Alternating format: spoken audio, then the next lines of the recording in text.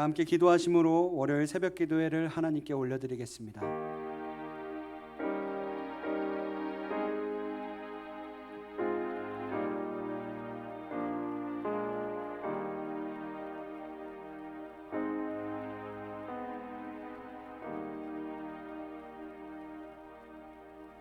사랑과 은혜가 많으신 하나님, 주님의 인도하심으로 새벽을 깨워 하나님을 예배하게 하심에 감사드립니다.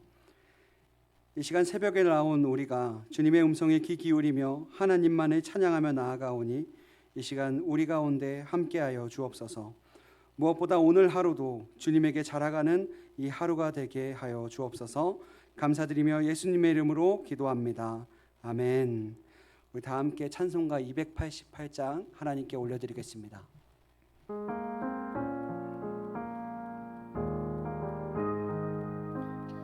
예수를 나의 구주 삼고 성령과 피로써 거듭나니 이 세상에서 내 영혼이 하늘의 영광 누리도다. 이것이 나의 간증이요 이것이 나의 찬송일세. 나 사는 동안 끊임없이 구주를 찬송하리로다. 온전히 주께 맡긴 내 영 사랑의 음성을 듣는 중에 천사들 왕래하는 것과 하늘의 영광 보리로다. 이것이 나의 간증이요 이것이 나의 찬송일세. 나 사는 동안 끊임없이 구주를 찬송하리로다. 주 안에 기쁨 누림으로 마음의 풍랑이 잔잔하니 세상과 나는 간 곳 없고 구속한 주만 보이도다. 이것이 나의 간증이요 이것이 나의 찬송일세.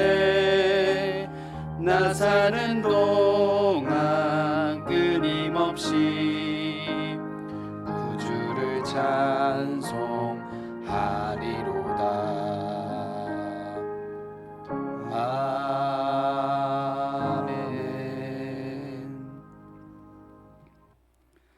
오늘 우리에게 주신 하나님의 말씀은 로마서 14장 1절에서 12절까지의 말씀입니다.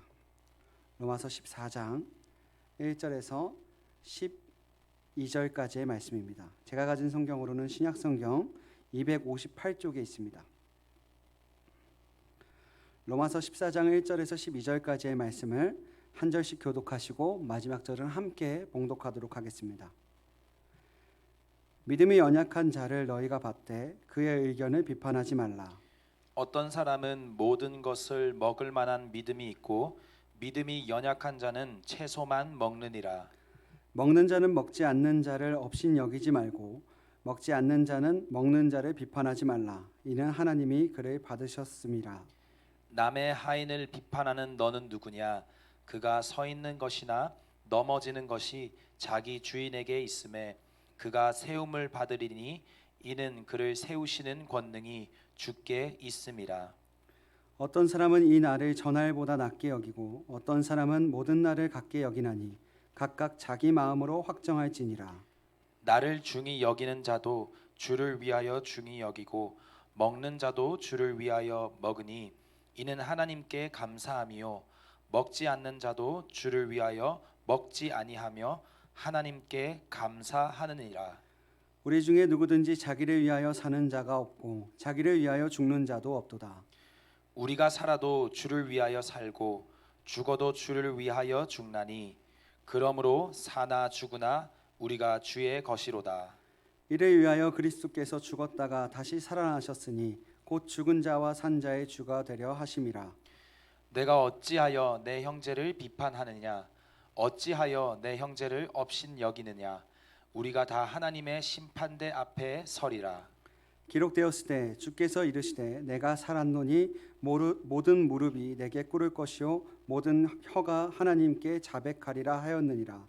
이러므로 우리 각 사람이 자기 일을 하나님께 짓고 하리라. 아멘. 사랑하는 성도 여러분, 모두 평안한 추석 잘 보내고 계신가요? 아마 대다수의 분들은 가족들과 만나서 풍성한 교제 가운데 계실 것이고, 또 어떤 분들은 개인적인 사정으로 홀로 명절을 보내고 계실지도 모르겠습니다.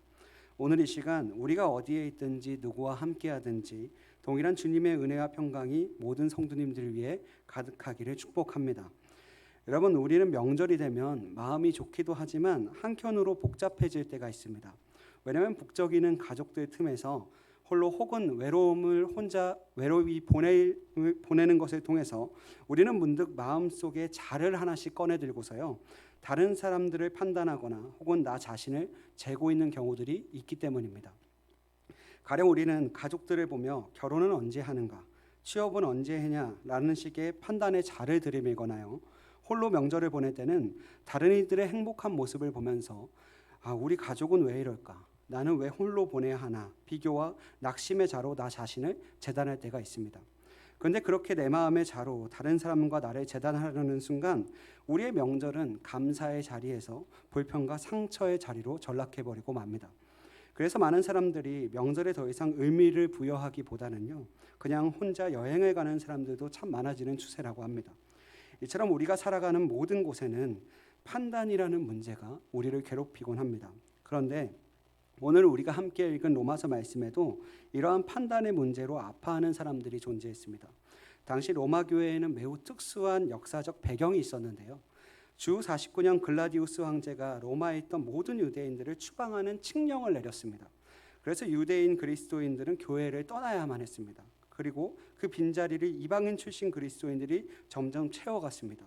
그래서 처음에는 유대인 그리스도인들이 사람들이 많아지다가요, 이제는 이방인 출신 그리스도인이 교회의 다수가 돼버린 겁니다. 그런데 이 시간이 흘러서 이제 글라디우스 황제가 죽고 나서 추방령이 풀리게 되자 그때 있었던 유대인 흩어졌던 그리스도인들이 다시 로마 교회로 들어온 상황입니다. 그런데 문제는 그들이 돌아온 로마 교회는 더 이상 유대인들의 전통을 지키던 유대 그리스도인들의 모습은 사라지고 이방인 중심의 문화와 신앙의 색채를 띠고 있었다는 겁니다. 가령 구약의 율법을 따라서 음식 규정을 신앙의 중요한 가치로 여기고 안식일을 중요하게 여겼던 유대인들의 눈에는 이방인 그리스도인들의 모습은 거룩하지 않게 보였습니다. 왜냐하면 이방인 그리스도인들은 모든 음식을 자유롭게 먹고 모든 날에 똑같이 여기며 살았기 때문이죠. 반대로 복음 안에서 자유를 누리던 이방인 그리스도인들의 눈에는 여전히 율법의 관습에 얽매여 있는 유대 그리스도인들의 믿음이 약하고 답답하게만 보였던 겁니다. 그 결과 결국 그리스도의 몸된 교회 안에 한 가족이 이루어진 것이 아니라 두 가족이 형성돼 버린 겁니다.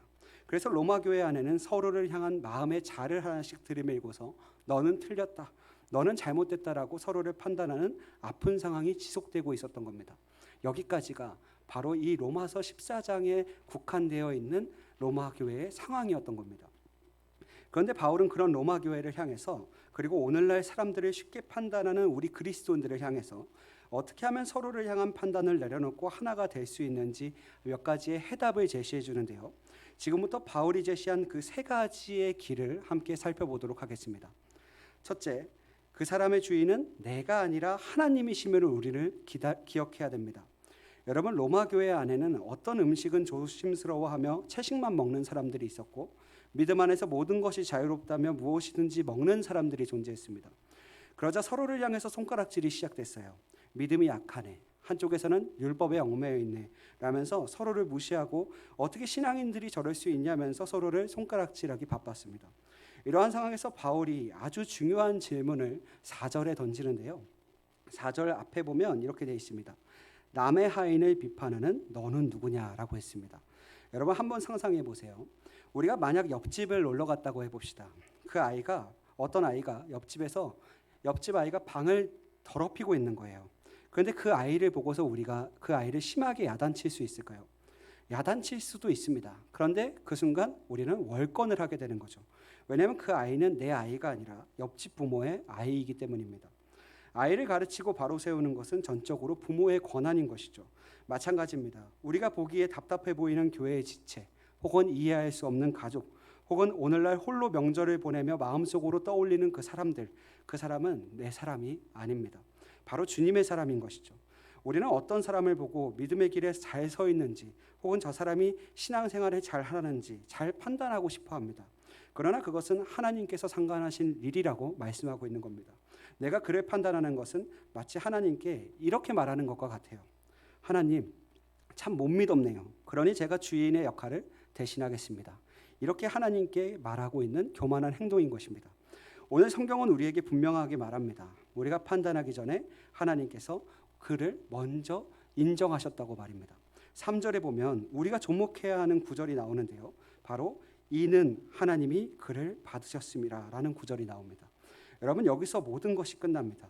하나님께서 이 사람이 내 자녀다, 이 사람을 내가 받았다라고 선포하고 계십니다. 그런데 우리가 피조물인 우리가 무엇이라고 거기에 토를 달 수 있을까요? 사랑하는 성도 여러분, 이번 명절 가족의 어떤 모습 때문에 혹은 홀로 있을 때 마음속으로 용서하지 못하는 그 사람을 떠올리며 마음속에 판단하는 자가 올라온다면 이 말씀을 꼭 기억하시기 바랍니다. 아, 저 사람은 내 사람이 아니지. 아, 주님의 사람이지. 주님이 이미 받으셨지라고 말입니다. 우리의 역할은 누군가를 판단하는 것이 아니라 그 사람을 따뜻하게 안아주는 것뿐임을 꼭 기억하시길 소망합니다. 둘째, 중요한 것은 무엇이 아니라 왜가 중요한 것입니다. 바울은 이어서 날짜의 문제로 넘어가는데요. 5절에 보면 어떤 사람은 어떤 날을 특별하게 여기고 어떤 사람은 어떤 날이 다 똑같다고 여깁니다. 그런데 이때 바울의 태도를 보면 누가 옳다고 한쪽 편을 들지 않아요. 대신 더 깊은 질문을 던지는데요. 당신은 왜 그렇게 생각하십니까? 라는 질문을 던집니다. 6절에 보면 모든 날을 특별하게 지키는 사람도 주를 위하여 하고 모든 것을 먹는 사람도 주를 위하여 감사하고 모든 것을 먹지 않는 사람도 주를 위하여 먹지 않으며 감사한다고 말합니다. 중요한 것은 겉으로 보이는 그 무엇을 하느냐가 중요한 것이 아니었습니다. 왜냐하면 그 마음의 중심, 즉 주님을 기쁘시게 하기 위해서 이 모든 일들을 하고 있느냐, 그렇지 않느냐가 핵심이라는 것을 말씀하고 있는 겁니다. 사랑하는 성도 여러분, 이 모든 갈등을 푸는 열쇠가 바로 지금 바울이 말하고 있는 이것입니다. 우리의 질문이 무엇이 옳은가에서 나는 지금 주님을 위하여 하고 있는가로 바뀔 때 우리의 다툼은 멈추게 될 것입니다. 제사 음식을 먹는 문제, 명절을 보내는 방식의 차이, 그 모든 것 앞에서 우리는 스스로에게 물어야 됩니다. 내가 지금 이 행동을, 이 주장을 하는 이유가 정말 주님의 영광을 위해서 하는 것인가? 아니면 내 고집과 내 옳음을 증명하기 위해서 하는 것인가 하고 말입니다. 만약 우리의 중심이 정말 주를 위하여에 있다면 우리는 다른 사람의 방식도 충분히 존중할 수 있게 됩니다. 아, 저 사람은 저런 방식으로 주님을 기쁘게 하려구나 하고 말입니다. 비로소 우리는 서로를 이해하고 품을 수 있는 상태가 되는 것이죠. 반대로 우리의 중심이 나를 위하여에만 국한되어 있다면요, 내가 더 옳다는 것을 증명하고 싶어 합니다. 내 신앙이 더 낫다는 것을 보여주고 싶어만 하죠. 우리는 그때 비로소 말씀을 무기로 삼고 신앙을 자랑의 도구로 사용하게 되는 것입니다. 그 순간 우리는 주님을 위하는 것이 아니라 나 자기 자신을 섬기는 우상 숭배자로 전락하게 되는 것입니다. 나아가 성경은 왜 우리가 주를 위하여 살아가야 하는가에 대한 그 이유를 분명히 알려주는데요. 7절과 8절의 말씀을 제가 읽어드리도록 하겠습니다. 우리 중에 누구든지 자기를 위하여 사는 자가 없고 자기를 위하여 죽는다도 없도다. 우리가 살아도 주를 위하여 살고 죽어도 주를 위하여 죽나니 그러므로 사나 죽으나 우리가 주의 것이로다. 아멘. 사랑하는 성도 여러분, 우리는 우리 자신의 주인이 아닙니다. 주께서 핏값으로 사신 주님의 소유예요. 이 사실을 인정할 때 우리는 비로소 다른 사람을 향한 고집을 내려놓을 수 있을 것입니다. 중요한 것은 무엇을 하느냐가 아니라 왜 하느냐임을 기억하시고 판단을 내려놓으시기 바랍니다. 셋째, 우리는 남의 시험지가 아닌 내 시험지를 치러야 하는 존재들입니다. 마지막으로 바울은 우리의 시선을 완전히 다른 곳으로 돌리는데요. 10절의 말씀인데 10절의 말씀에 이렇게 되어 있습니다. 우리가 다 하나님의 심판대에 서리라. 우리가 다 하나님의 심판대에 서리라. 여러분 학교 다닐 때 시험을 보는 장면을 한번 떠올려 보십시오. 만약에 우리가 어떤 학생이 자기 시험지는 새하얗게 비워두고 계속 고개를 들려서 다른 친구 답안지에 저건 틀렸네, 저건 맞았네, 글씨가 저게 뭐야라고 채점하고 있다면 여러분 이게 얼마나 어리석은 모습입니까? 그런데 우리가 그럴 때가 참 많습니다. 우리는 다른 사람의 신앙생활이라는 시험지를 채점하느라 너무나 바쁠 때가 많아요. 하지만 마지막 날 하나님 앞에 섰을 때 하나님은 우리에게 다른 사람의 시험지를 가져오라고 말씀하시지 않습니다. 바로 내 시험지를 하나님은 요구하십니다. 12절의 말씀인데요. 이러므로 우리 각 사람이 자기 일을 하나님께 직고하리라 라고 했습니다. 여러분 남의 일이 아니에요. 바로 내 일입니다. 하나님은 우리에게 물으실 거예요. 너는 너에게 주어진 인생을 어떻게 살았느냐? 너는 얼마나 사랑했느냐? 다른 사람을 판단하며 보냈던 그 모든 시간이 부끄러워지는 그 순간이 올 겁니다. 사랑하는 성도 여러분, 오늘 추석 아침 우리의 마음속에 있는 판단이라는 자를 조용히 내려놓으시기 바랍니다. 그리고 그 빈손으로 3가지를 붙들었으면 좋겠어요. 첫째, 내 곁에 있든 멀리 있든 그 사람은 주님의 사람입니다. 둘째, 중요한 것은 주를 위하여 사는 마음이에요. 셋째, 나는 남의 심판관이 아니라 하나님 앞에 설 나의 삶을 준비해야 되는 존재입니다. 이 3가지를 기억할 때 판단의 말 대신 감사의 말이 흘러나올 것입니다. 비판의 눈빛 대신 사랑의 눈빛으로 서로를 바라보게 될 거예요. 오늘 가족과 함께 계신 분들은 이 말씀을 실천하며 하나님 나라의 기쁨을 꼭 누리시길 소망합니다. 그리고 혹시 오늘 홀로 명절을 보내며 외롭거나 깨어진 관계로 인해서 아픈 마음을 품고 계신 성도님들이 계시다면 슬퍼하지 마시고 낙심하지 마시기 바랍니다. 왜냐하면 우리 주님께서 더 크고 영원한 가족을 우리에게 허락하셨기 때문이에요. 예수 그리스도 안에서 우리는 하나님을 아바 아버지라고 부를 수 있게 되었습니다. 바로 그 하나님께서 우리의 참 아버지가 되신다고 약속하셨습니다. 그리고 그 아버지와 함께 그 아버지를 모시는 저와 여러분들, 그러니까 이 교회 공동체가 주님의 피로 맺어진 참된 가족이라고 하나님은 우리를 묶어주셨습니다.